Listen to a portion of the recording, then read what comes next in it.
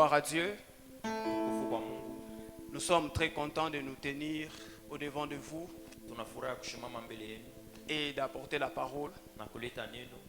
Nous vous saluons ce matin et nous souhaitons à tout un chacun de vous un bon dimanche et un bon culte. Et nous disons merci à Dieu, lui qui nous a donné la force d'être là ce matin. Nous disons aussi merci à notre Père et à notre Mère pour l'opportunité qu'ils nous ont encore accordée ce matin pour prêcher la parole de Dieu. Nous disons merci au bureau des administrateurs pour les orientations. Et nous disons aussi merci à tous les prédicateurs, à tous les bergers et vice-bergers. Nous disons aussi merci à tous les ouvriers de l'église, ceux qui servent Dieu de manière efficace dans cette vision. Et nous disons aussi merci à vous qui êtes là ce matin. Vous avez choisi certainement la bonne part d'être là ce matin. Et sans plus tarder, je dis aussi merci à mon épouse qui est là derrière. Sans plus tarder, nous allons lire la parole de Dieu. Nous allons lire le livre de Matthieu, le chapitre 24, le chapitre 14, le verset 22 au verset 29. Matthieu 14, Matthieu chapitre 14, le verset 22 au verset 29.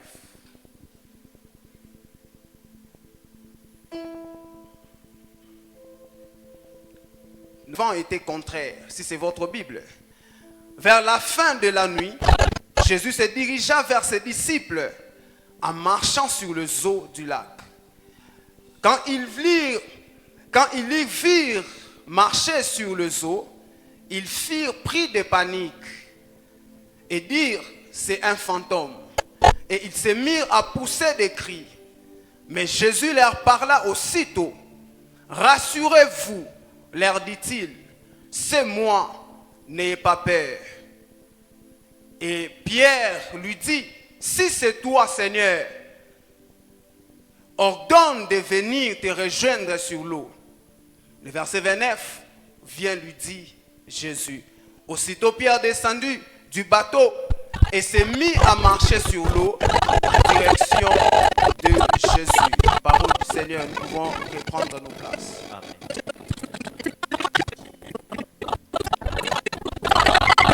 Depuis le début de ce mois, nous sommes en train d'exploiter notre thématique qui est intitulée « La place de la maturité spirituelle dans les épreuves ».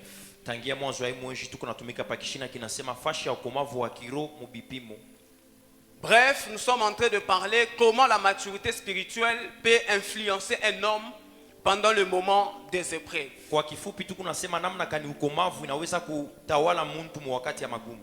Et je vais définir des concepts. Nous allons définir le mot épreuve et nous allons définir aussi la maturité en tenant compte de la période des épreuves. L'épreuve, selon le dictionnaire, est définie comme l'ensemble des obstacles, des souffrances ou des qui rencontrent un homme, un groupe de personnes. Et les épreuves peuvent prendre plusieurs formes. Un deuil peut être une épreuve. Une trahison, un rejet. La maladie. Une perte financière. Une prière non exaucée. Toutes ces choses peuvent prendre de formes des épreuves. Et parlons de la maturité spirituelle dans l'angle des épreuves. Cela est vu comme une capacité intérieure à faire 3 choses que je retiens ce matin. Ya kufanya vitu vitatu vile minashika asubuhi ya leo. Premièrement, c'est une capacité intérieure à faire confiance. Ni uwezaji wa ndani wa kutumainia. Deuxièmement, à rester ferme. Kia pili ya kubakia mwenye kushimama. Troisièmement, à garder une paix intérieure au milieu des épreuves. Kia tatu ni kuchunga amani ya ndani mbele ya vikwazo. Lorsque nous sommes en train de parler de la maturité spirituelle, kama tuko nasemea juu ya ukomavu wa kiroho, vous devez savoir que c'est la capacité intérieure inakuwa ni uwezaji wa ndani à faire 3 choses. ya kufanya vitu vitatu: à faire confiance, kutumainia, à rester ferme, kubakia mwenye kushimama, et à garder une paix intérieure na kuchunga amani ya ndani malgré les épreuves. ingawa vikwazo. C'est ainsi que lorsque vous lisez la Bible dans le livre de Romains 4, le verset 18, ndio vile mkisome Biblia mkitabu kia Waroma mstari wa 4 sura ya 18, la Bible dit que Abraham espérant contre toute espérance. Biblia inasema Ibrahim alitumainia mbele ya tumaini yote. La partie A, c'est la partie qui m'intéresse. Kipande kia kwanza ndio kinanyangaria. Abraham espérant contre toute espérance. Ibrahim alitumania mbele ya tumaini yote. Et les commentateurs bibliques disent na bandikaji banasema que Abraham Ibrahim n'avait aucune raison visible asikukuwa hata na sababu moja ya kuonekana qui pouvait le pousser à croire ya kuweza kumsukuma kuaminia ou encore à espérer, wala tena ya kutumainia. mais Abraham a quand même espéré. Lakini Ibrahim alitumania.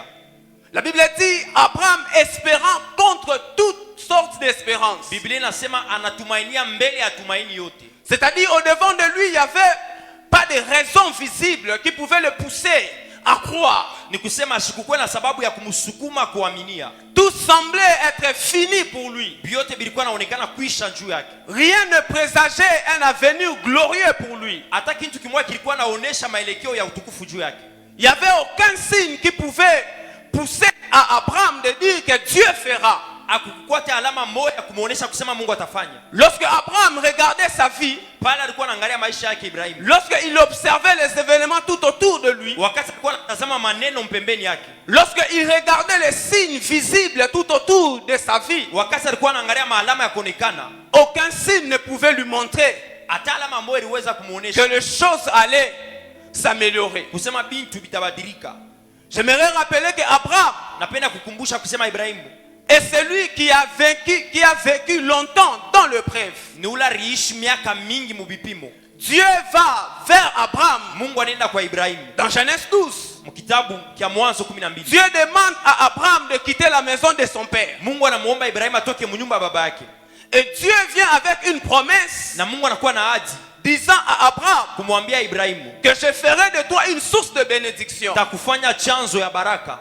Je bénirai ta postérité. Tabariki uzao wako. Et ta postérité sera nombreuse comme les étoiles du ciel. Na uzao wako itakuwa mingi sama nyota. Comme le sable de la mer. Sa mchanga ya mai. Mais lorsque cet homme a accepté de quitter la maison de son père, lakini wakati mtu anachika kutoka mnyumba ya baba yake, il a commencé à avancer avec Dieu. Anaanza kusogea na Mungu. Il marchait avec Dieu. Alikuwa anatembea na Mungu. Plus Abraham marchait avec Dieu, kisa alikuwa anatembea na Mungu, plus les choses devenaient de plus en plus difficiles. Na tena maneno yalikuwa yanakuwa magumu. C'est pas parce que Dieu avait dit à Abraham que je ferai de toi, aina juu Mungu alisema mitafanya na wewe, que aussitôt Abraham a accepté de marcher avec Dieu que la chose s'est accomplie. Na pale pana nishika kutembea na Mungu mara moja vitu vinatimizika. Il a fallu plusieurs temps, plusieurs années, ilipasha wakati na miaka ya mingi, pour que Dieu puisse bénir ou visiter Abraham. Juu Mungu amubariki wala mupekue Ibrahim. En donnant à cet homme un fils, mukumupatia ule mtu mtoto au nom d'Isaac. Munjine ya Isaka. Et c'était le fils unique d'Abraham. Na alikuwa ni mwana wa upekee wa Isaka. Et Dieu revient encore, na Mungu anarudia tena, pour demander à cet homme juu ya kumulomba ule mtu d'offrir l'unique fils qu'il avait. Atoe mwana wake wa upekee ule alikuwa naye. Et face à cette réalité, na mbele ya hii maneno, la Bible dit qu'Abraham n'a même pas parlé avec Sarah. Biblia inasema Ibrahim ashikuzungumze na mke wake. La Bible ne nous montre pas qu'Abraham a partagé cette information avec quelqu'un. Biblia ituambie kusema alijulisha ile habari kwa mtu. Mais Abraham est allé pour accomplir la mission de Dieu. Lakini anaenda kutimiza kazi ya Mungu. Et c'est là que la Bible dit qu'Abraham Ndio pale Biblia inasema Ibrahim espérant contre toute espérance. alitumainia mbele ya tumaini yote. Il n'y avait aucune raison visible qui pouvait pousser Abraham à offrir son fils. Akukukwe sababu ya mwili ya kumsukuma kutoa mwana wake. Parce que Abraham était conscient que son épouse Sarah, Juu Ibrahim alikuwa na dhamiri ya kusema mke wake elle était avancée en âge alikuwa kusogea kumiaka et elle était doublement ménopausée. na alikuwa kufunga uzazi mara mbili. Ce qui veut dire visiblement Abraham ne pouvait plus espérer que Sarah pouvait porter des enfants. Ni kusema kwa macho akukukwe tena tumaini ya kuzala. D'abord pour avoir Isaac, c'était un miracle pour eux. Mbele juu ya kupata mtoto ilikuwa ni muujiza kwabo. Parce qu'ils étaient déjà avancés en âge. Juu alikuwa kukomea sana. Mais Dieu revient pour demander à Abraham le miracle qui était Isaac. Lakini Mungu anarudia kumlomba Ibrahimu muujiza ilikuwa Isaka. Et lorsque Abraham regarde toutes ces choses-là, Na pale anaangalia ile maneno yote. il observe sa vie, Anatazama maisha yake. il regarde la vie de Sarah. Anaangalia maisha ya bibi yake. Certainement Abraham disait, Kweli Ibrahimu alisema, si je donne à Dieu ses fils, nikimpatie Mungu mtoto, c'est fini pour moi. kunaisha kwangu.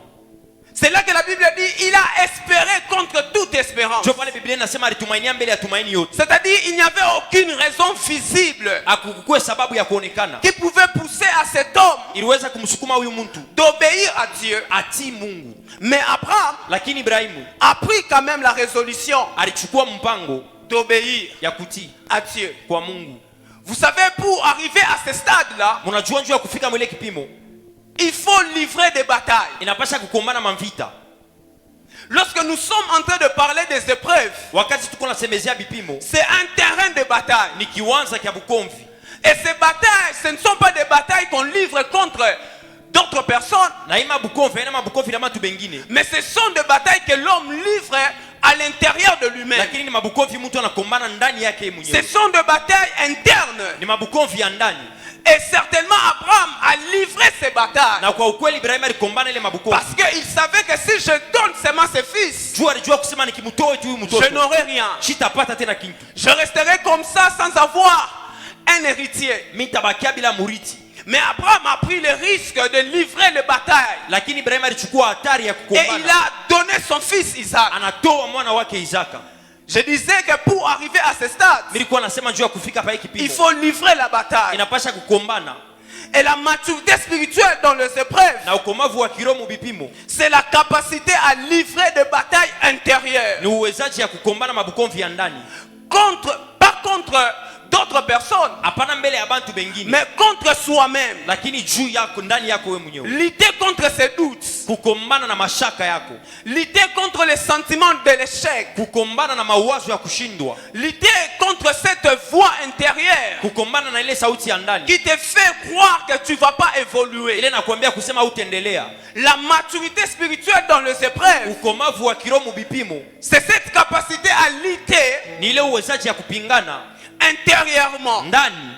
Il est vrai que ce que Dieu te demande Ni kweli bile Mungu anakuomba semble être impossible. binaonekana basipo kuwezekana. Il est vrai que lorsque tu regardes ce que tu vis, Ni kweli ukiangalia bila unaishi tu as comme l'impression que c'est déjà fini pour moi. unaona sasa kunaisha juu yako. Il est vrai que lorsque tu observes la famille, Ni kweli ukiangalia jamaa tu te rends compte que rien ne va marcher. unaona kusema hakuna kitu kitendeka Et tu as comme un sentiment de doute. na unakuwa na shaka ndani. Tu as comme un sentiment de peur Unakuwa sana mawazo ya boka qui s'est installé en toi, ile nekala ndani yako qui te fait croire inakuaminisha que c'est déjà fini pour toi. kusema kusha kuisha juu yako. C'est pendant ce moment-là Ni wakati ile que la maturité intervient, ukomavu inaingiaka mkazi. parce que tu dois apprendre à lutter contre tes sentiments Tu intérieurs. unapasha kujifunza kukombana na mawazo yako ya ndani. Et je suis convaincu dans mon esprit Na mimi naguswa kumoyo wangu. que plusieurs personnes parmi nous aujourd'hui Bantu wa mingi kati yetu leo font face à ce genre de réalité. banakutana na ile maukweli. Lorsque tu observes la situation de ta famille, Ukiangalia maneno ya jamaa yako, tu as comme l'impression que rien ne va changer. unaona sasa kuna kitu kitabadilika. Parce que papa ne travaille pas. Juu baba ashitumike. Lorsque tu regardes ta vie, Ukiangalia maisha yako, tu te dis certainement c'est fini pour moi. unasema kuna malizika juu yangu. Je viens de perdre mes parents, c'est fini pour moi. Napotesha bazazi kunaisha juu yangu. Lorsque tu regardes les réalités tout autour de toi, Ukiangalia maukweli pembeni tu yako, te dis c'est déjà fini pour moi. unasema kusha kuisha njuu Je yangu, ne ferai rien. sitafanya kitu. Il n'y a personne qui peut payer mes frais académiques. Hakuna mtu wa kunilipia masomo. Lorsque tu observes ta propre vie, Ukitazame maisha yako tu mzuri, te dis, unasema c'est déjà fini. kusha kumalizika.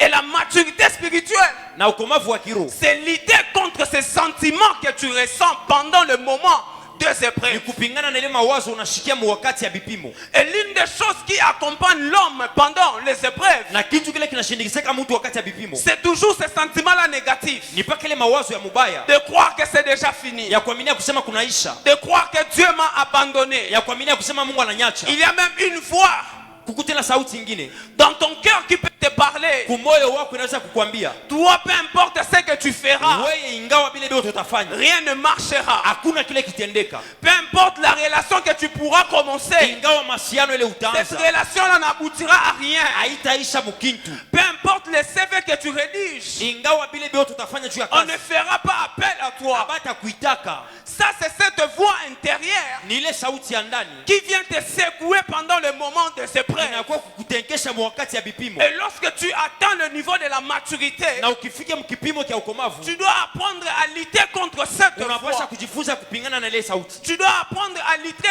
contre le sentiment de l'échec, de la peur. Unapasha kujifunza kupingana na ile sauti ya kushindwa na boka. Certainement, tu es malade, c'est vrai. Kwa ukweli uko mgonjwa ndio, Certainement, on t'a dit que cette maladie, banasema hii magonjwa tu dois apprendre à vivre avec. unapasha kujifunza kuishi nayo, Et depuis lors, tu commences à vivre avec la peur. na tangia pale unaanza kuishi na boka, Et même lorsque tu marches, na hata pale tu kunatembea as comme l'impression que la mort unaona saa peut facilement t'emporter. pepo inaweza kukuchukua.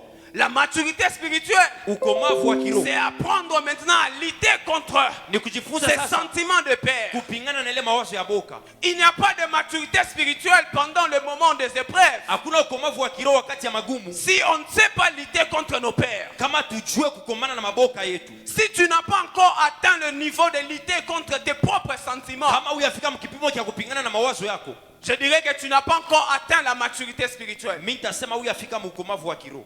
Lorsque tu observes ta vie, Ukiangalia maisha yako tu vois que vous êtes dans le chaos. utaona saa ucha kuanguka, Mais la maturité spirituelle lakini ukomavu wa kiroho te pousse à lutter contre ces sentiments. itakusukuma kupingana na ile mawazo, Te pousse à lutter contre ces sentiments négatifs. inakusukuma upingane na ile mawazo mubaya. La deuxième des choses que l'on doit retenir, Kitu kia pili kia kushika, je répète cette phrase parce que ça m'avait beaucoup béni quand papa avait dit ça.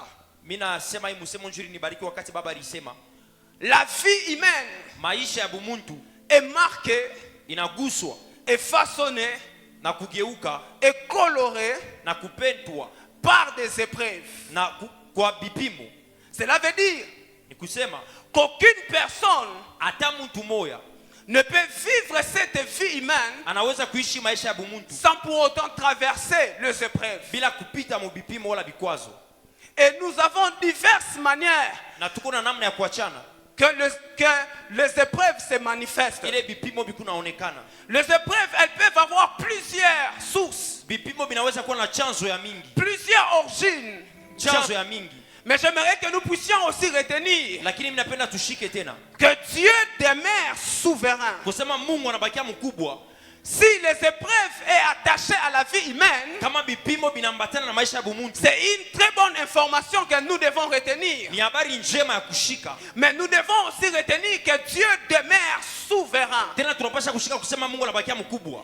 Et lorsque nous disons que Dieu est souverain, Na tukiseme Mungu yuko mkubwa, nous voulons exactement affirmer tunapenda kuhakikisha que Dieu a le contrôle total kusema Mungu anaangalisho kabisa et l'autorité suprême na mamlaka ya juu sur tout l'univers. pa ulimwengu yote, Et rien ne se passe en dehors de la volonté de Dieu. na hakuna kitu kinafanikaka nje ya mapenzi ya Mungu. Rien ne se passe en dehors de sa connaissance. Hakuna kitu kinapitikaka nje ya ufahamu wake, Et rien ne se passe en dehors de sa permission. na hakuna kitu kinafanywa nje ya ruhusa yake. Je disais que lorsque nous sommes en train de dire que Dieu est souverain, Mimi nilikuwa nasema wakati tuko nasema Mungu ni nous devons mkubwa, savoir que nous voulons dire tout simplement que Dieu a le contrôle total. tunapenda kusema Mungu yuko na angalisho kabisa, Il a l'autorité suprême sur toutes choses. eko na mamlaka yote pa kitu kyote, Et rien ne peut se passer na hakuna kitu kya kufanyika en dehors de sa volonté. nje ya mapenzi yake.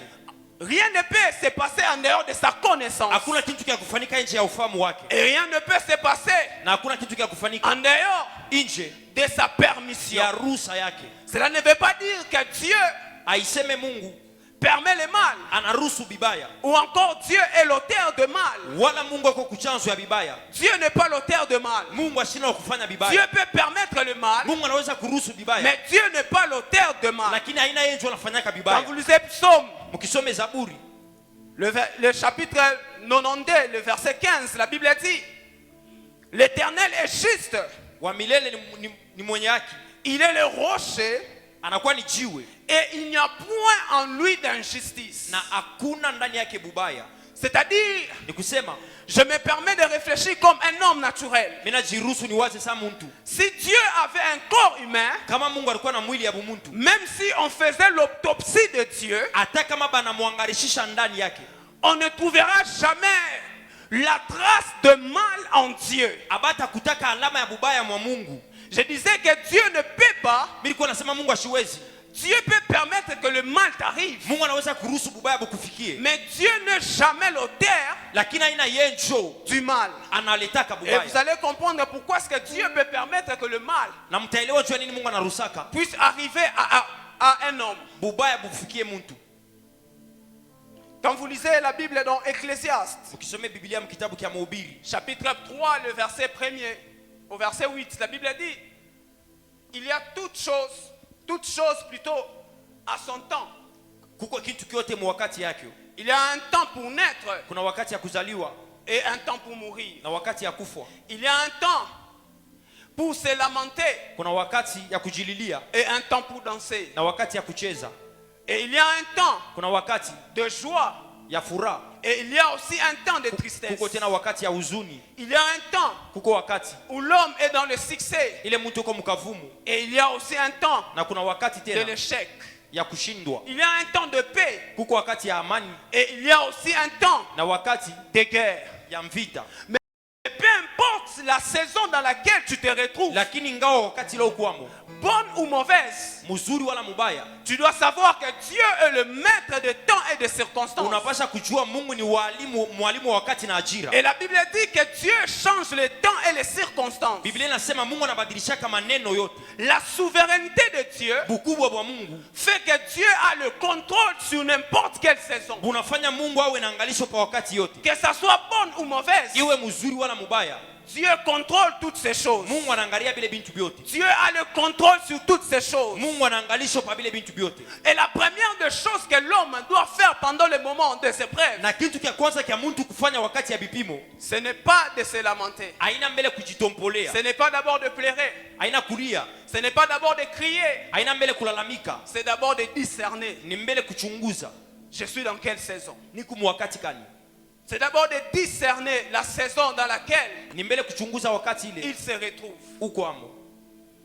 Et si la vie humaine est marquée par des épreuves, Na kama maisha ya bumuntu iko na hivi vipande viwili, si Dieu est souverain, kama Mungu ni mkubwa, la première des choses à faire pendant que tu traverses des moments de douleur, kitu de kia souffrance, kwanza kia kufanya mu wakati ya uchungu, ce n'est pas d'abord de pleurer, haina mbele kulia, c'est d'abord de discerner. ni mbele kuchunguza. Tu dois discerner tout autour de toi Unapasha kuchunguza mpembeni yako ce que tu vis. bila kunaishi Qu'est-ce qui se passe? nini inapitikana. Pourquoi Dieu a permis cela? Jua nini Mungu anaruhusu hili. Est-ce que je suis dans sa volonté? Niko mu mapenzi yake, Ou encore je suis en train de passer dans une volonté permissive? wala tena niko mu mapenzi ya kuruhusu tu. Parce que Job n'était pas dans la volonté parfaite de Dieu. Jua Ayubu ashikukwe mu mapenzi hakika ya Mungu. L'épreuve de Job est causée par la volonté permissive de Dieu. Bipimo bya Ayubu ni njutu Mungu aliruhusu, Mais l'épreuve de Jésus, lakini bipimo bya Yesu c'était dans la volonté parfaite de Dieu. ilikuwa ni mu mapenzi ya hakika ya Et la Mungu. première des choses que l'homme doit faire, il doit discerner la saison dans laquelle il se retrouve. Kitu kia kwanza kia mtu kufanya ni kuchunguza wakati ile kwamo. Parce qu'à chaque fois que tu commences à discerner la saison que tu traverses, Kila mara utaanza kuchunguza wakati, tu découvres la position de Dieu dans ton épreuve. utaona hali ya Mungu mu bipimo. Je disais, à chaque fois que tu discernes la saison dans laquelle tu te retrouves, Nilikuwa nasema kila mara unachunguza wakati ile kwamo, tu découvres même la position de Dieu utatambua hali ya Mungu dans ton épreuve. mu bipimo byako. Il a fallu que Joseph puisse discerner ilipasha Yusufu achunguze la saison qu'il traversait wakati alikuwa anapitisha, pour qu'à la fin de toutes choses, juu mwisho ya vitu vyote Joseph puisse déclarer Yusufu que atangaza vous avez projeté me faire du mal, kusema mliweza kunifanyia bibaya, mais Dieu en a changé en bien. lakini Mungu anabibadilisha kuwa vizuri. C'est que si tu n'es pas en mesure Kama uyafika de discerner la saison dans laquelle tu traverses, mkipimo cha kuchunguza wakati leo kwamo, il te sera même difficile de sortir de l'épreuve. itakuwa kigumu kwako kutoka hata ile maneno. Je voulais répéter une parole Nilipenda kurudilia sauti moja très importante ici. ya maana sana hapa. Lorsque nous traversons des moments des épreuves, Wakati tunapitisha wakati ya magumu, il nous arrive de poser des questions, mais où est Dieu? binatufikiaka kujiuliza Mungu uko wapi? N'est-ce pas que Dieu m'a abandonné? Mungu ananyacha, Dieu m'a laissé seul. Mungu ananyacha peke yangu. Le mardi de la semaine passée, Mjuma ile ripita, je suis allé voir un frère tena kona nduku qui moja avait perdu sa mère. alipotesha mama yake. Lorsqu'il m'a vu, Kati ananyona, il m'a dit, anasema Pasteur, Nzambe na watiki ngai. Mungu wako ananyacha, Nzambe na wazala rapenza. Mungu wako anakalaka. J'ai comme l'impression que Dieu est toujours là pour ceux qui sont injustes. Mino na sa Mungu uko pale paka barabara mwaki. Comment expliquer? Namna kani? J'ai prié pour maman. Miri mombea mama. J'ai appelé même d'autres pasteurs. Miri tana bachungaji wengine. Nous avons prié tous ensemble. Turiomba pamoja. Mais pourquoi est-ce que Dieu a permis que ma mère meure? Lakini jua nini Mungu anaruhusa kufu? Elle n'était pas malade. Ashikukue mgonjwa. Je l'ai appelée pour venir me rendre visite. Miri muita kwa ni fariji. Parce que ma femme, elle avait enfanté. Jumu ke wangu alizala. Normalement, elle devait voir Alipasha kuona sa petite fille munkana yake est rentrée. na kurudia. Mais le jour même, maman, elle a foulé ses pieds dans ma maison. Lakini shiko na kanyanga mnyumba yangu. C'est ce même jour-là que maman a rendu l'âme. Jua ile shiku mama anakufa. Comment tu l'expliques, pasteur? Namna kani kufasilia? Vous savez, il y a des questions. Unajua kuna maulizo. Quand on vous pose, Bakikuulize hiyo. vous avez besoin d'abord de fuir et puis revenir après pour répondre. Utasikia sababu ya kukimbia mbele njoo urudie tena. Parce que la personne qui vous pose la question, Jule mtu anakuuliza, elle n'a pas besoin de la réponse. ashitajie ujibu. Mais elle est en train de vous exprimer seulement sa blessure. Lakini kuna onesha tu uchungu wake. J'ai mis du temps Milibeba wakati. et je lui ai dit, Na mimi namwambia, Dieu Mungu permet que le mal anarusaka bubaya nous arrive. kutufikie. Mais Dieu Lakini Mungu ne nous abandonne pas. ashituachake. C'est ainsi que je voulais dire à quelqu'un, Jua vile mimi napenda kuambia mtu, tu peux tout perdre. unaweza kupoteza vyote. Mais n'oublie jamais ceci, Lakini ushisabu hiki. qu'il n'y a jamais été tard Aya kuyaka nyuma, pour vivre un miracle. jua kuishi mujiza. J'aimerais répéter cela. Napenda kuisema tena. Oublie toutes choses, Sabu bintu vyote. mais n'oublie jamais Lakini ushisabu kama qu'il n'a jamais été tard kusema wakati pour haiyamalizika. vivre un miracle. Jua kuishi mujiza. Yes. Et lorsque Dieu veut mettre un miracle dans nos vies, Na Mungu akipenda kuzala mujiza kwa maisha yetu. Dieu pousse l'homme Mungu anasukumaka mtu à agir par la foi. atende kwa imani. Parce que c'est la foi qui actualise le miracle. Juu ni imani narudishaka mujiza kwa Je siku. voulais dire que c'est la foi qui active le miracle. Ni imani inachamushaka Je mujiza. voulais dire que la foi Imani est une machine de transformation ni kyombo kya kubadilisha. qui transforme les épreuves en miracles. Kile kinabadilisha vipimo kwa miujiza. Je disais que la foi Nasema imani est une machine de ni transformation kyombo kya kubadilisha. qui peut transformer tes douleurs, Kinaweza kubadilisha mauchungu yako. qui peut transformer tes souffrances Kinaweza kubadilisha mateso yako en un miracle. kwa miujiza. C'est ainsi que lorsque vous lisez la Bible, Kwa vile mkisome Biblia, dans le ministère de Jésus, muhuduma ya Yesu, plusieurs fois le Seigneur marchait. ba mingi bale bona alitembesha. Le Seigneur cherchait des hommes et des femmes de foi. Mungu alikuwa anatafuta watu ba imani. Le Seigneur marchait avec un dépôt de miracles. Bwana alikuwa anatembea na fuashi ya Mais pour que miujiza. ce miracle-là soit évident, Lakini juu miujiza il ionekane, a fallu que Christ rencontre un homme de foi. ilipasha Kristo akutane na mtu wa imani. Parce que c'est la foi qui active le miracle. Juu ni imani juu inachamushaka mujiza. Et lorsque les épreuves viennent dans nos vies, Na kama vipimo vinakuwa kwa maisha yetu, j'avais dit que ce sont des moments de lutte. ni kusema ni wakati ya Ce kupingana, sont des moments de doute. ni wakati ya Ce shaka, sont des moments de ni confusion. wakati ya mapingano. Et toutes ces choses visent Mashaka un seul but. inakuwa na kifukuzio C'est kimoja, d'étouffer ta foi. ni kufunga imani yako. Et lorsque ta foi est étouffée, fermé, na imani yako ikifunge, tu ne peux plus vivre le miracle. hauwezi tena kuishi Parce muujiza. que le miracle s'active que par la Tu foi. muujiza inachamuka tu kwa imani. Yes. J'entends quelqu'un acclamer pour le Seigneur. Nasikia mtu kuchapia Bwana mikono.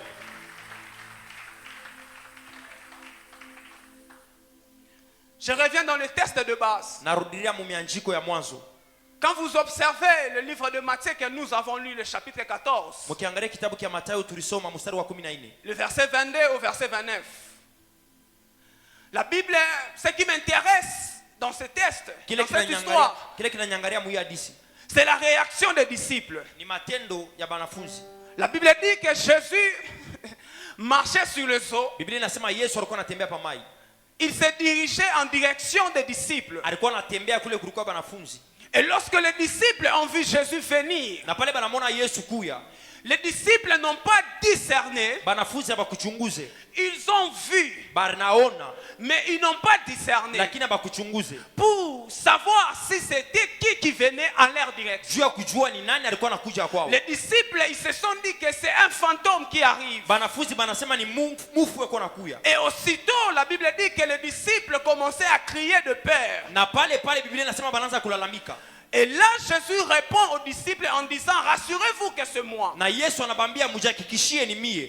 Et j'aime la réaction de Pierre. Mimi napenda tendo la Petro. Lorsque Jésus parle, Wakati Yesu anasema, Pierre prend le temps de discerner la voix. Petro anachukua wakati ya kuchunguza sauti. Pierre, il comprend exactement que c'était Jésus qui venait. Anaelewa kusema ilikuwa ni Yesu Il anakuja. réalise que ce n'était pas un fantôme qui se dirigeait vers eux. Anaona kusema ina mufu alikuwa anakuwa kwao. Il réalise que c'était Jésus. Anaona kusema ni Yesu. Et Pierre dit, maître, si c'est toi, ordonne que je vienne vers Na toi. anasema Rabuni, kama ni wewe ruhusa nikuye kwako. Et Pierre précise que je vienne vers toi sur le seau. Na Petro anasema nikuye kwako pa maji. Et Jésus a dit, viens. Na Yesu anasema kuya. Et aussitôt, Na Pierre pale Petro a quitté la barque. anatoka Il a commencé à marcher sur le seau. anatoka mkiombo na kwanza kutembea pa mai. La demande de Pierre est faite au verset 28. Kulomba kwa Petro kunafanywa mu mstari wa 28. Mais au verset 24, Lakini pa la 24 Bible dit que le vent était déjà contraire. Biblia inasema upepo ulikuwa kugeuka. Dans le langage biblique, Mu musemo ya Biblia, un vent contraire upepo ya kugeuka veut dire des moments de épreuve. ni kusema wakati ya bipimo. C'est-à-dire Pierre Ni kusema Petro a pris le risque de quitter la barque, alichukua hatari ya kutoka mkiombo. qui est comme un endroit de sécurité, Ile ilikuwa safashi ya ukingo, mais il a sollicité lakini analomba de vouloir aller vers Jésus, mais kutaka sur kwenda l'eau. kwa Yesu pa maji. Mais Pierre, n'est-ce pas que là où tu demandes à Christ, Lakini Petro kule unalomba kwa c'est Kristo, là qu'il y a la tempête, jo kule kuna kwa upepo, c'est là qu'il y a des épreuves. jo kule kuko bipimo. Mais Pierre n'a pas regardé la situation. Lakini Petro ashikuangalia Pierre maneno. a dit, permets que je vienne. Petro anasema ruhusa Si nikuye. c'est toi, ordonne Kama ni wewe ruhusa que je vienne vers toi. nikuye kwako. Et lorsque le Seigneur a dit, viens, Na wakati Bwana anasema kuya, Pierre a commencé à marcher sur Petro l'eau. anaanza kutembea pa mai. Pierre a commencé à marcher sur l'eau. Anaanza kutembea pa mai. Par là, j'ai compris ceci. Pale mimi naelewa hivi. La place de la maturité spirituelle dans les épreuves Fuashi ya ukomavu wa kiroho vipimo est d'avancer dans la tempête. ni kusogea paka kule kunatoka Il y a mabaya. épreuve, oui. Kuko bibaya ndio. Mais toi, tu es appelé à avancer. Lakini wewe unaitwa kusogea. La Yes. tempête est là, oui. Upepo iko kwako ndio. Le vent est contraire, oui. Upepo ni mbaya ndio. Mais toi, tu es appelé Lakini à wewe avancer. unaitwa kusogea. Je disais à quelqu'un, Nilikuwa naambia mtu, la place de la maturité spirituelle dans fuashi ya les ukomavu wa épreuves, kiroho vipimo ce n'est pas de reculer, haina kurudia, mais c'est lakini de faire des pas d'avance. ni kusogea kumbele. Il y a la tempête, Kuko upepo, il y a la maladie, kuko magonjwa, mais j'avance. lakini nasogea. Il y a des situations difficiles. Kuko mambo ya nguvu, Oui, c'est vrai, ndio ni kweli, mais j'avance. lakini mimi nasogea. Il y a des choses compliquées Kuna vitu vya au nguvu devant de moi, mbele yangu, mais j'avance. lakini mimi nasogea. Je me souviens de David. Namkumbuka Daudi. David a dit, Daudi anasema même dans la vallée hata de mbonde l'ombre de la la mort, kivuli la mauti, je ne demande pas une chaise. mimi siombe kiti, Nasengaka ebonga te. mimi najua Je ne demande pas le lit, mimi siombe kitanda, mais je marche. lakini mimi Il y natembea. a la vallée de l'ombre de mort Kuna kwa bonde la au devant mauti de moi, mbele yangu, mais moi je marche. lakini mimi natembea. Parce que la maturité spirituelle Juu komavu wa dans kiroho, les épreuves vipimo et cette capacité ni ile uwezaji de marcher dans les épreuves. ya kutembea mu Je vipimo, fais le pas d'avance nasogea kumbele malgré les épreuves. ingawa vipimo Le vent est contraire, oui, upepo ni mubaya ndio, mais j'avance. lakini mimi nasogea. Papa n'est plus là, oui, Baba shina kondio, mais j'avance. lakini mimi nasogea. On m'a licencié, Bananifukusha, oui, mais j'avance. ndio, lakini mimi nasogea. Je suis allé chercher, Mimi nenda mais kutafuta, je n'ai pas trouvé. lakini sipate. Oui, mais j'avance. Ndio, lakini mimi nasogea. Le miracle Muujiza n'est pas lorsque tu es assis. haina wakati Le ushakuikala. miracle, c'est lorsque tu marches Muujiza ni wakati au milieu de unatembea la tempête. mbele ya upepo. L'ange de l'Éternel Malaika wa dit milele à Gédéon, anamwambia ne Gideon,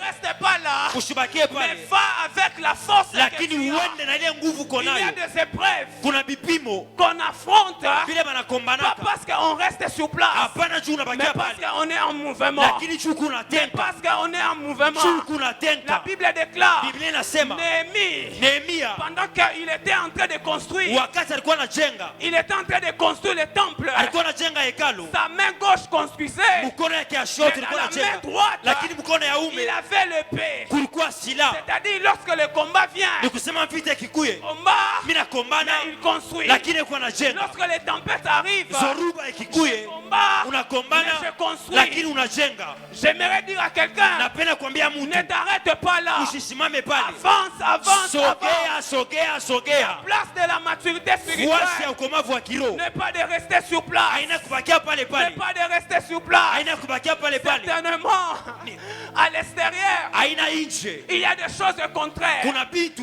Certainement, kwa kweli, après ce culte, kabla ibada tu hii vas encore réfléchir utawaza tena sur cette situation-là. kuile maneno. Certainement, Kwa kweli, après ce moment, kisha hii tu wakati vas te rappeler utakumbuka que tu n'as pas encore fait kusema la uyafanya rentrée scolaire pour tes enfants. kurudi kwa kumasomo. Certainement, Kwa kweli, après ce moment, kisha hii tu wakati vas te souvenir encore utakumbuka de tena tes projets qui manquent le financement. kuna matengenezo yako Oui, yanakosa oui, mafuta. oui, oui, oui, Ndiyo, c'est réel. ni ya kweli, Mais ce que Dieu te demande, lakini kile Mungu c'est anakuomba d'avancer. ni kusogea, C'est ni d'avancer. kusogea. Lorsque tu feras des pas d'avance, Ukisogea c'est là qu'il y aura le miracle. utaona muujiza Je itakuya. prie que Dieu t'accorde Naomba un Mungu miracle. akupe muujiza, Pas lorsque hapana tu wakati seras assis, utakuwa mwenye mais kuikala, lorsque tu feras des pas d'avance. lakini pale utatembea Lorsque tu kumbele, feras des pas pale d'avance, utasogea kumbele. Dieu m'a dit, va dire, Mungu ananiambia à mon uende peuple, uende kaseme na taifa yangu, je ne mettrai pas un silence. mishi haikala kimya. Je ne parlerai pas aux tempêtes maintenant Shitasema kwa Zoruba hapa de sasa s'arrêter, isimame, mais je laisserai la tempête. lakini mitacha Mais Zoruba, ce qui est sûr, lakini kia kweli mon peuple avancera. taifa yangu Il y itasogea, aura de la tempête. kutakuwa Mais Zoruba, ce qui est sûr, lakini kia ukweli Jésus a dit, ni Yesu tu anasema avanceras. La utasogea. Bible déclare Biblia ceci. inasema hivi, Je connais le projet que j'ai formé pour vous. najua matengenezo uliko nayo juu Projet yenu, de paix matengenezo ya amani, et non un projet de malheur. haina matengenezo ya Pour vous ole, donner un avenir. juu ya kuvipatia maelekeo. L'avenir est devant. Maelekeo yako mbele, Toi, tu es dans le présent. wewe uko leo. Si tu restes dans le présent, Ukibakia leo, l'avenir restera ton avenir. kesho yako itabakia Tu kesho n'entreras pas dans cet na avenir. utaingia mo. La Bible déclare Biblia inasema dans le livre des Hébreux, mu kitabu cha il y Hebrania a eu des hommes, kuna kuwa bantu ils ont reçu la promesse, balipokea ahadi, mais ils ont salué des promesses de loin. lakini balionea mbali. Il est possible Inawezekana que tu sois le porteur d'une promesse uwe na ahadi et que tu puisses saluer les promesses na de loin upate kuionea mbali, parce que tu as peur de la tempête. juu kuna boka Dieu bazoruba. m'a dit de te dire, Mungu ananiambia nikuoneshe, marche au milieu de la tempête. tembea katikati ya zoruba, Marche au milieu de la tempête. tembea katikati ya zoruba. Il ne mettra pas fin à la tempête. Ashita maintenant. simamisha zoruba hapa Mais sasa, plus tu seras en train lakini d'avancer, vile utakuwa nasogea, plus la tempête te prendra fin. vile zoruba itakuwa Plus namalizika, tu feras des pas d'avance, kisi utakuwa nasogea, l'Éternel frayera de chemin kisi Bwana atakuwa napasula au njia devant de toi. mbele yako.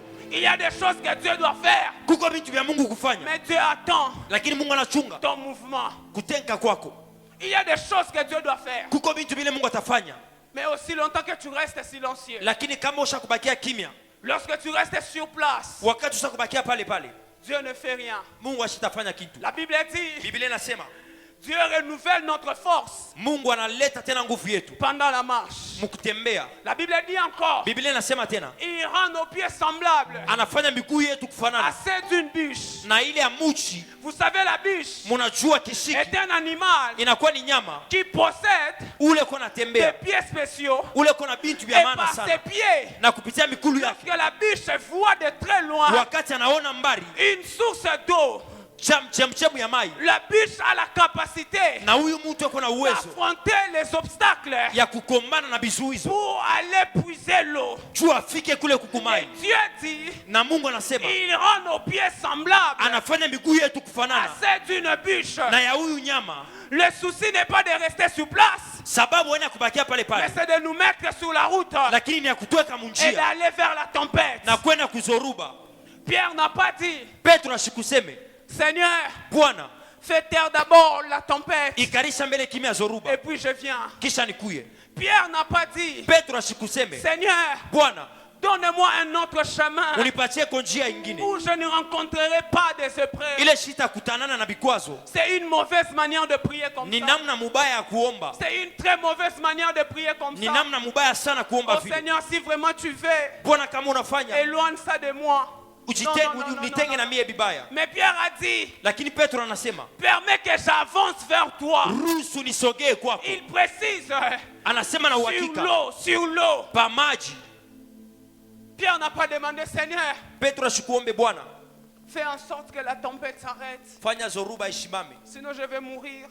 wala mitakufa. Pierre a dit, Seigneur, Petro anasema Bwana, permets que j'avance ruhusu nichofe sur l'eau. pa mai, Malgré que le vent est contraire, ingawa upepo isha kushimama. permets que j'avance. Ruhusu nichofe, Permets que j'avance. ruhusu nichofe, Permets que j'avance. ruhusu nichofe. Et plusieurs croyants pensent Na bakristo bamingi banaona sa qu'ils vont percer bataendelea lorsque la saison sera favorable. wakati ile maneno itakuwa mazuri. Il est vrai que Ni ya il kweli existe des saisons favorables. kuko mawakati mazuri, Mais Dieu n'a pas dit lakini Mungu que ashikuseme toi tu avanceras kusema wewe lorsque la utachofa saison sera favorable. wakati vitu vyote vitakuwa vizuri. Dieu a dit Mungu anasema que toi tu avanceras. wewe utasogea, Peu importe la saison, ingawa mawakati que la saison soit favorable, iwe mzuri que la saison soit défavorable. iwe mubaya. Dieu a dit toi tu Mungu avanceras. anasema wewe utasogea.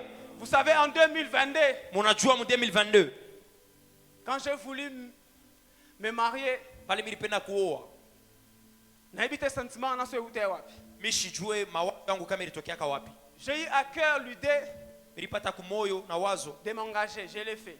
ya kujiingisha na mimi nijingisha, Et comme par miracle, na saa kwa muujiza je me suis retrouvé à genoux mimi najikuta kwa magoti en train de faire une demande en mariage. niko nalomba ndoa, Et le jour où elle m'a dit oui, na siku alisema ndio, quand j'ai pris la bague, j'ai posé sur son doigt, pale miliweka alama ku kilole yake, j'ai senti comme un poids sur moi. milishikia sabu jito pangu. Je suis allé voir le berger Yohanan, je lui ai dit, Ninaenda kumuona mchungaji Yohana, mimi namwambia na minute oyo, mwi wakati je ne sais pas ce que je peux faire. sijue kile mimi naweza kufanya, Na ebite lo nini tindinga na poser auto. sijue kile kilinisukuma nifanye ile tendo. Je vous dis vrai de vrai, Nameambia kwa ukweli, j'ai commencé à appeler les gens mimi naanza kuita bantu pour leur dire que je vais me marier. jua kubambia mimi nitaoa, Pas pour leur demander l'argent, hapana jua kubalomba makuta, mais pour que parmi eux, lakini juu kati yao que quelqu'un puisse me décourager. mtu mwa nipunguze odari. Donc si j'ai appelé 50 personnes, Kama milita bantu 50 personnes, kama milita bantu 50, 48 personnes 48 étaient d'accord avec moi. barichika pamoja na mie, Seulement 2 personnes bantu bawili tu qui m'ont découragé. jo barinipunguza odari. Je suis rentré à la maison, Mimi narudia kunyumba, je me suis dit, mimi nasema comment est-ce possible namna kani que nawezekana ces 48 personnes, aba bantu 48 ils sont au courant banajua que moi je ne travaille pas. kusema mimi shitumike, Comment ils peuvent être d'accord avec moi avec facilité? namna kani banaweza kunichikia vile Sans pour autant même me poser des questions, tu feras comment? bila hata kuniuliza utafanya je. Ils m'ont dit, mon cher, vas-y, vas-y, c'est bon, c'est bon. Banasema wende ni mzuri. J'ai même appelé Mirita quelqu'un que je connais qui réfléchit beaucoup. hata mtu le mimi najua na wazaka Je sana, m'attendais qu'elle me dise, non, papa, Mi nilikuwa tu n'es nachunga pas encore seme. prêt, laisse. hapana wewe kwa tayari ubiache, Mais elle m'a dit, papa, lakini nous anasema sommes là baba avec toi, vas-y. tuko pamoja na wewe wende.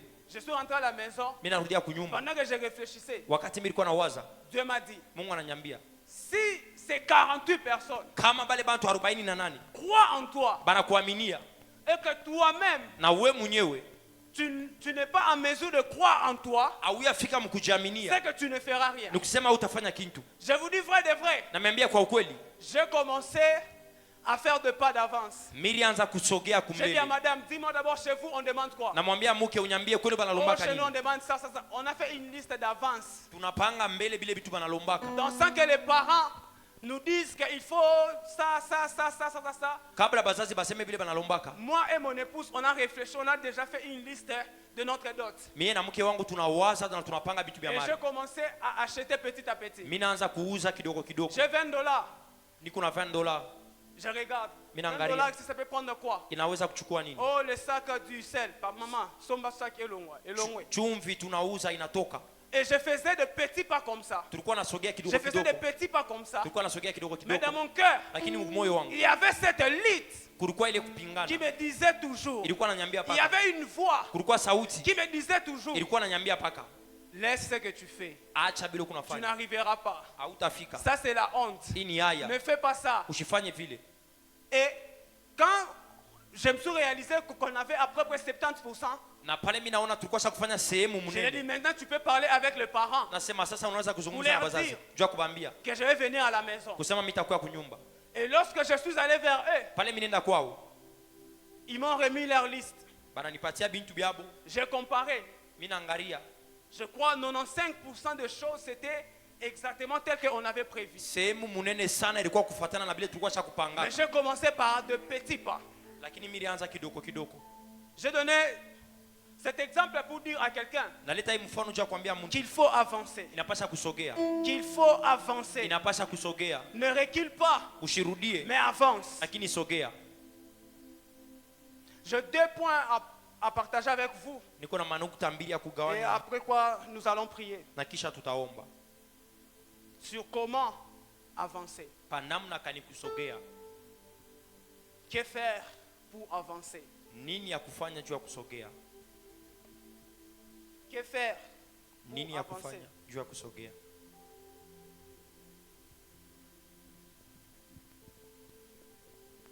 Premièrement, Kia kwanza il faut avancer inapasha kusogea dans sa perception spirituelle.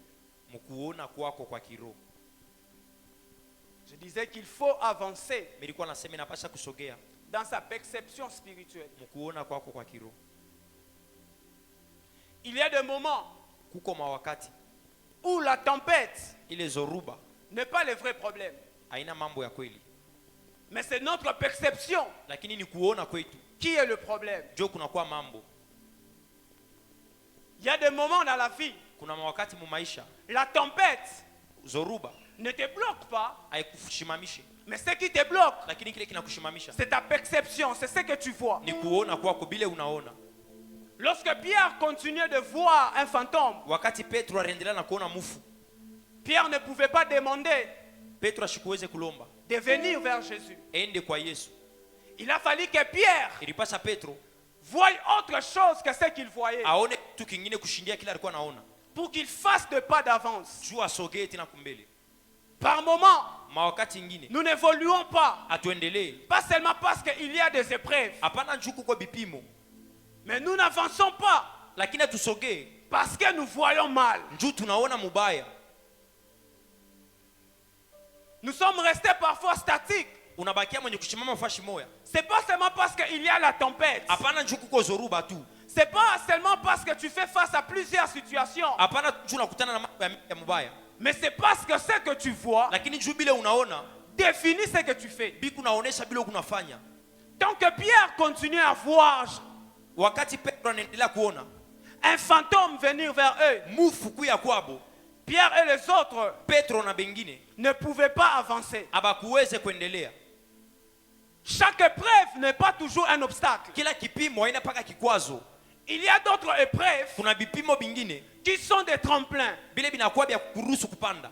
Il y a des épreuves, des tempêtes Bipimo bingine na mazoruba qui nous arrivent, binatufikia, pas pour nous détruire, hapana juu ya kutuharibu, pas pour nous faire du mal, hapana juu ya kutufanyia bibaya, mais pour révéler la grandeur de Dieu en nous. lakini juu ya kuonesha ukubwa wa Mungu ndani yetu. Et lorsque nous voyons Na tukione chaque épreuve comme obstacle, kila kipimo sa kikwazo, automatiquement, mara moya on ne peut pas avancer. hatutaweza kusogea. Et là, le problème n'est pas l'obstacle. na pale mambo haina kikwazo, Le problème n'est pas la tempête, mambo haina zoruba, mais le problème c'est ce que toi tu vois. lakini mambo ni vile wewe unaona. Il a fallu que Pierre Ilipasha Petro puisse voir apate kuona que c'était Jésus qui venait. kusema ilikuwa ni Yesu yeye unakuya, Et c'est la perception spirituelle na ni kuona kwa kiroho qui différencie jo kunaachanisha Saül Saulo et David na Daudi lorsqu'ils sont face à Goliath. wakati beko mbele ya Goliath. Lorsqu'ils sont face à Goliath, Wakati beko mbele ya Goliath, Saül voit Saulo anaona un obstacle, kikwazo, mais David vient lakini Daudi anakuya voit plutôt. anaona, David voit une opportunité Daudi anaona bahati fulani d'épouser la fille du roi. ya kuona mtoto wa mfalme. Lorsque Saül regarde Wakati Saulo anaangalia Goliath, Saül voit un homme guerrier. Saulo anaona mskari wa vita, Saül voit un homme de guerre. Saulo anaona mtu wa vita, Mais David voit un incirconcis. lakini Daudi anaona mtu asipokutairiwa. C'est que le problème n'est pas seulement la tempête, Mambo haina paka zoruba, mais le problème c'est ce que toi tu vois derrière la tempête. lakini mambo ni vile wewe unaona kumkongo ya zoruba, Et tu ne peux qu'avancer na unaweza tu kusogea si tu vois différemment paka kama unaona tofauti ta tempête. na zoruba. Lorsque tu considères la tempête, Ukione zoruba, toute tempête comme obstacle, mazoruba yote sabi kwazo, tu n'avanceras pas. hautasogea. Par conséquent, Na kwa matokeo Saül a reculé devant Goliath. Saulo alirudia mbele ya Goliath, Mais David a pris le risque d'avancer. lakini Daudi alichukua hatari ya kusogea. Yes. Lorsque Saül se tient devant Goliath, Wakati Saulo anasimama mbele ya Goliath, Saül fuit. Saulo anakimbia. Saül va chercher un guerrier. Saulo anaenda kutafuta askari. Or, Saül lui-même, Saulo yeye mwenyewe plus tard, wakati ya mbele on nous dit qu'il était un homme de guerre. banatuambia kusema alikuwa mtu wa vita, Mais lorsque Saül se tient devant Goliath, lakini wakati anasimama mbele ya Goliath, Saül recule. Saulo anarudia, Saül recule. anarudia, Et ce qui a fait que Saül puisse na reculer, kile kilifanya Saulo arudie c'est ce que Saül ni voyait. vile Saulo aliona, C'est sa perception ni spirituelle kuona kwake kwa kiroho qui avait même défini sa manière jo kulionesha hata namna de se comporter face à l'épreuve. yake ya kusimama mbele ya vipimo. Et lorsque David arrive, Na wakati Daudi anafika, David prend le risque d'avancer. Daudi anachukua hatari ya kusogea Parce que David voit une réalité spirituelle juu Daudi anaona ukweli wa kiroho que Saül n'avait pas vu. ile Saulo asikuone.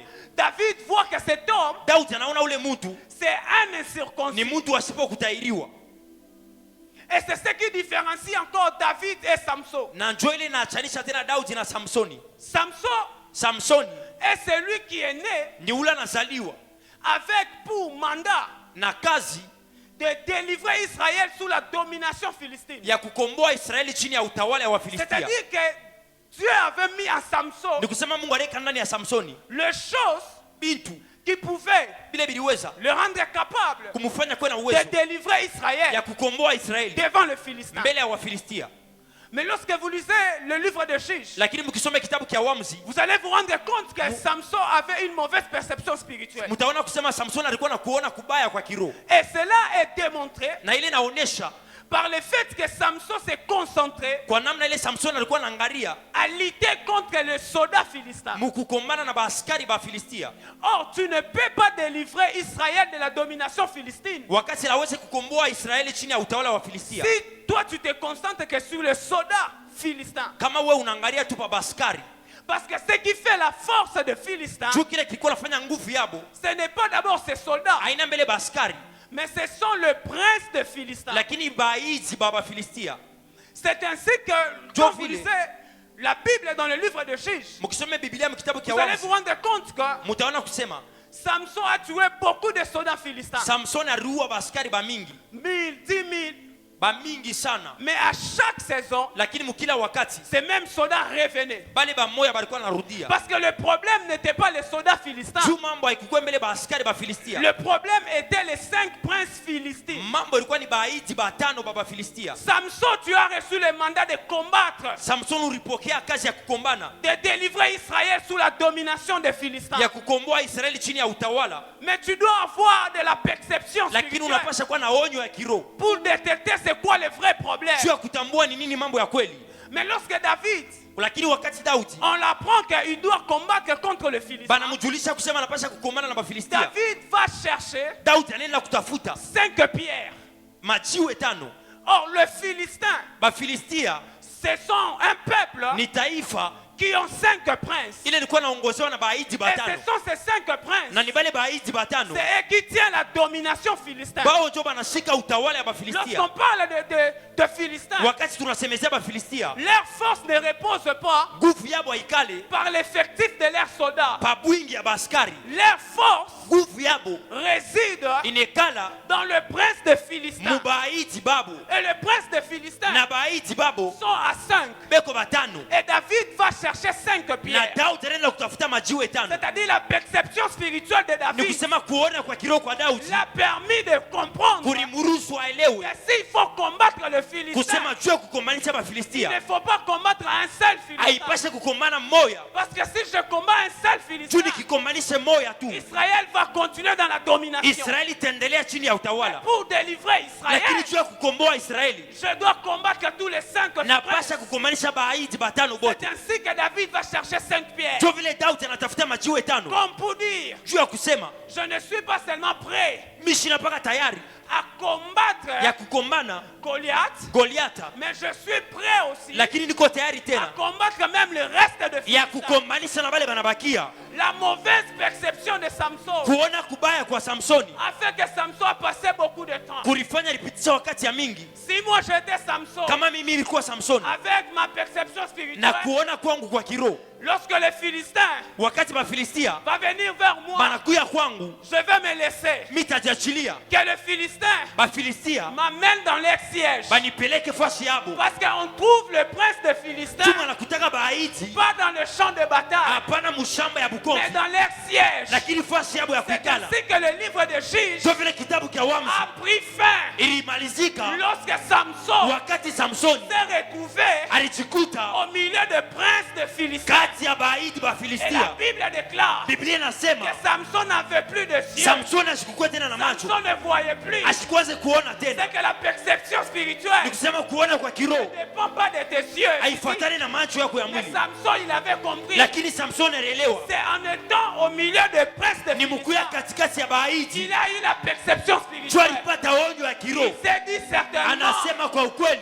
c'est le moment de délivrer ni Israël wakati ya kukomboa sous Israeli la domination philistine. chini ya utawala wa Tout Bafilistia. ce que Samson faisait avant Yote alikuwa anafanya ne kumbe procurait pas la délivrance. havikulete ufungulivu, C'était des œuvres mortes. ilikuwa tu ni makazi ya kufwa, C'était des œuvres mortes. ilikuwa ni makazi ya kufwa. Mais lorsque Samson se retrouve au milieu de Lakini princes wakati de anajikuta Philistins, mbele ya baiti, là, yes, Samson Samsoni a délivré Israël sous la domination de Philistins. alikomboa Israeli chini ya Parce que la utawala. Bible dit Juu Biblia inasema qu'il s'est appuyé sur le piquet. alijishika pa manguzo, Et Samson na Samsoni est tombé sous le prince de Philistins. alianguka pa baiti Et c'est Bafilistia. ce jour-là que les Philistins, Na juu ile siku c'est Bafilistia, ce jour-là plutôt, juu ile siku que Israël Israeli a été délivré ilifunguliwa de la domination philistine. chini ya utawala wa Tout Bafilistia, est passé par la perception na spirituelle. vyote vilipita mkuona kwa kiroho. Le Yes, problème n'est pas la tempête. mambo haina zoruba, Le problème n'est pas les épreuves. mambo haina vipimo. Le vrai problème, Mambo ya kweli c'est ta perception ni spirituelle. kuona kwako kwa kiroho, C'est ta perception ni spirituelle. kuona kwako kwa kiroho. Lorsque Dieu Wakati Mungu se rendait compte alikuwa anaona qu'Abraham kusema Ibrahimu voulait devenir découragé alipenda kupunguza à hodari cause du poids de la tempête, juu ya bushitu ya zoruba, Dieu faisait une seule chose. Mungu alikuwa anafanya kitu kimoja. Papa Cédric, Papa Cedric, Dieu ne faisait pas des choses. Mungu asikukuwa anafanya Dieu vitu viwili, faisait une seule chose. kitu kimoja tu. Il prenait Abraham, Alikuwa anamchukua Ibrahimu, il le faisait sortir en dehors de la maison. alikuwa anamtosha nje ya Et il nyumba, disait à Abraham, alikuwa anamwambia Ibrahimu, contemple les étoiles, angalia manyota, compte les étoiles, balula manyota, compte le sable de la mer. balula mchanga ya mai. Pourquoi Dieu le faisait? Jua nini Mungu alikuwa Dieu anaifanya? savait Mungu que alijua pour que Abraham puisse se tenir juu Ibrahimu asimame pendant les épreuves, wakati ya vipimo, il faut renouveler sa perception inapaswa spirituelle. kurekebisha kuona kwa Plus kiroho. Abraham voit les étoiles, Vile eko naona plus manyota Abraham na Ibrahimu voit le sable de la mer, eko naona mchanga ya je mai, suis en train de renforcer son espérance. niko naongeza tumaini C'est yake. ainsi que moi je ne suis pas étonné Ndio vile mimi sishangaishwi de voir que la Bible dit kwa kuona Biblia inasema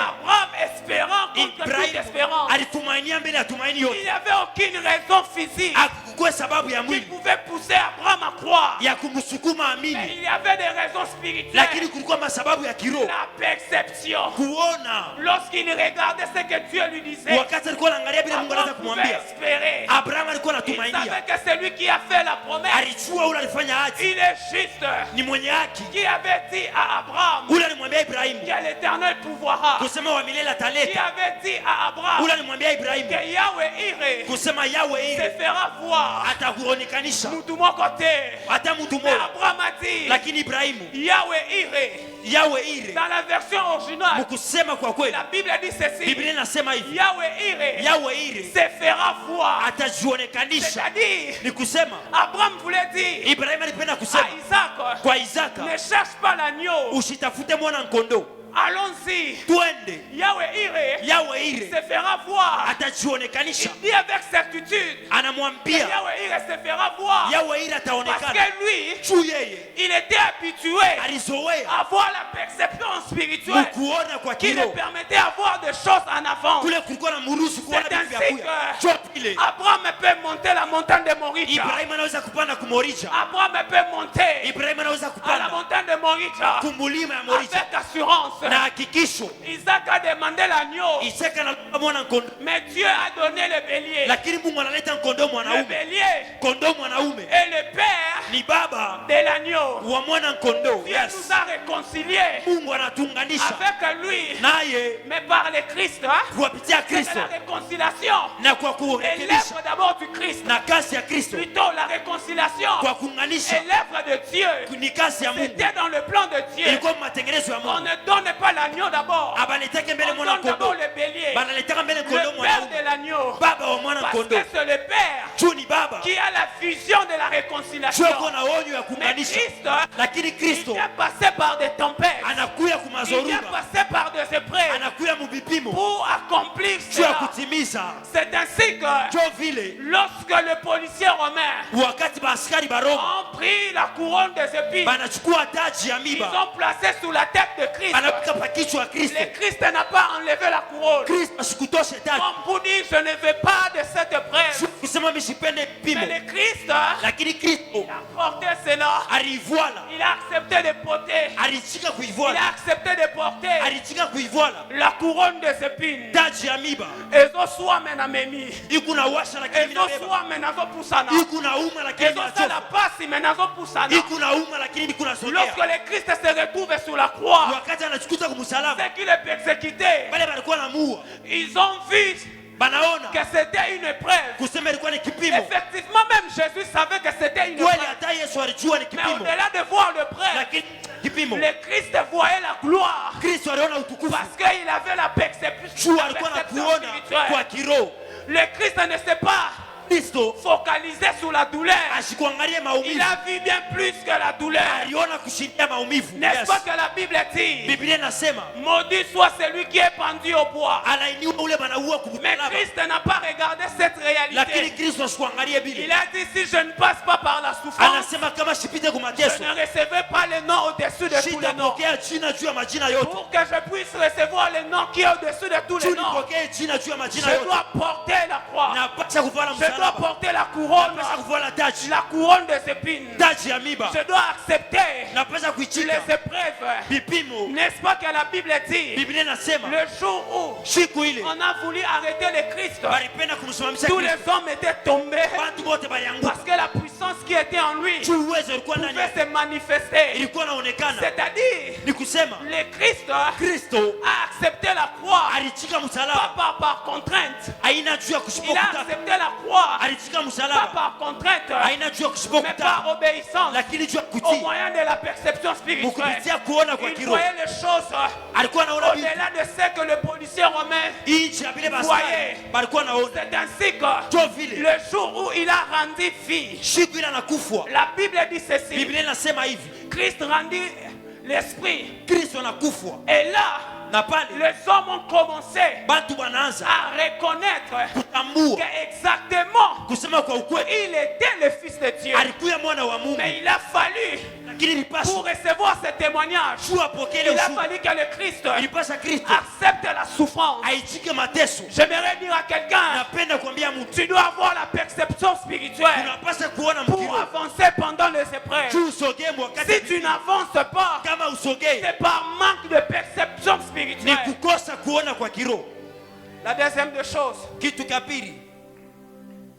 il faut avancer par la proclamation.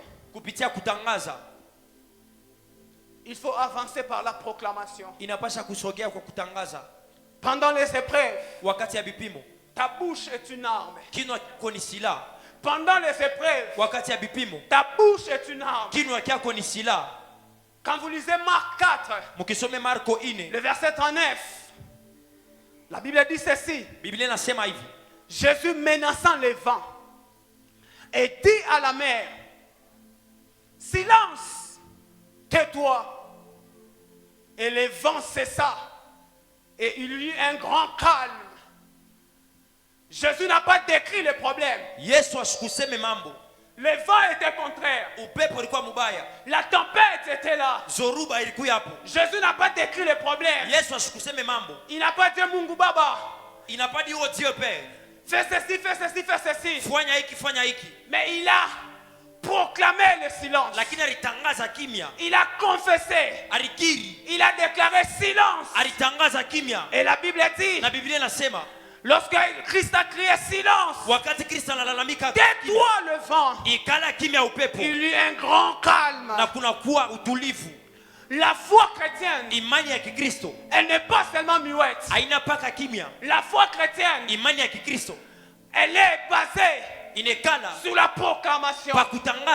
C'est vrai que la Bible dit, gardez silence, l'Éternel combattra pour toi. C'était aussi pendant le moment de ses preuves. Oui. Mais la foi chrétienne, elle n'est pas basée sur le silence. Elle est basée sur la proclamation. L'apôtre Paul dit dans 2 Corinthiens 4, le verset 13, j'ai cru, c'est pourquoi je parle. J'ai cru, c'est pourquoi je proclame. Tu ne peux pas avoir la foi et ne pas proclamer. Tu ne peux pas croire en Dieu et ne pas proclamer. Je connais un homme dans la Bible, il s'appelle David. Lorsque cet homme faisait face à plusieurs tempêtes dans sa vie, la Bible dit, David a fuyé. David a senti la pression de la mort. Mais David a proclamé, moi je ne mourrai point, moi je vivrai. David a confessé, il a proclamé, alors que la mort le cherchait, il a proclamé, moi je ne mourrai point, moi je vivrai. Je vois quelqu'un qui traverse des moments, des attaques. J'aimerais te dire, lorsque l'ennemi t'attaque, lorsque tu sens la pression de partout, il faut confesser, il faut proclamer. La Bible déclare, toute arme qui sera forgée contre moi sera nulle sans effet. Il faut proclamer. Tu ne peux pas avancer dans la tempête si tu ne proclames pas. Lorsque tu sens le piège de gauche à droite, il faut confesser. Je vois un homme dans la Bible, il a senti la pression à sa droite, à sa gauche, mais cet homme a confessé, il a proclamé en disant, 1000 tombera à ma droite, 10 000 tombera à ma gauche, mais quant à moi, je ne serai jamais atteint. Il faut proclamer. Tu es dans les épreuves, on t'a dit que toi tu n'affronteras pas. Il faut proclamer que moi je porterai, que dans ces seins je vais porter les enfants. On t'a dit que toi tu ne feras rien. Il faut proclamer que moi je ferai quelque quelque chose. Parce que je suis venu sur cette terre pour accomplir les desseins de Dieu. On t'a dit que toi, dans ta vie, rien de bon ne sortira de toi. Il faut confesser, il faut proclamer que le bonheur et la grâce m'accompagneront. Alors que les hommes pensent que de toi rien ne sortira.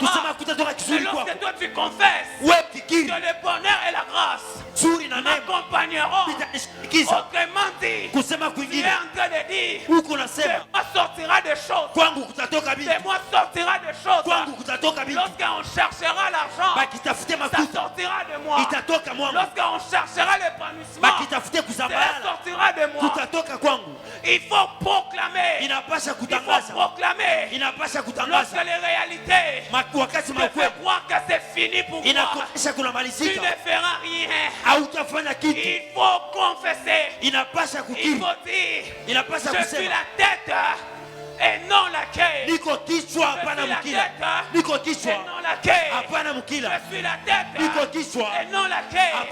Lorsque les hommes te font croire que toi tu ne feras rien, il n'y a que la proclamation qui peut te faire avancer. Il n'y a que la proclamation qui peut te faire tenir pendant les épreuves. Le diable sait que si tu proclames, tu vas avancer.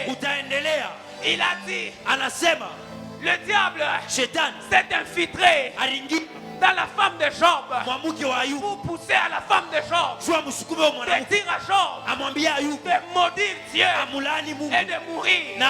Autrement dit, il poussait à Job de proclamer une parole contraire. Ceux qui sont spirituels savent que la proclamation est la remède pendant le moment de ce prêtre. Je vois deux hommes dans la prison, enfermés en prison. L'un s'appelle Paul, l'autre s'appelle Silas. La Bible déclare, alors qu'ils étaient là, enfermés, c'est-à-dire au milieu de ce prêtre et des tempêtes. Mais la Bible dit ceci, ces hommes faisaient des choses. Ils priaient et ils chantaient. Paul et Silas priaient et chantaient. Le mot chanter, utilisé là, le mot louange plutôt, utilisé dans ce texte du grec, c'est umneo. C'est umneo. C'est umneo.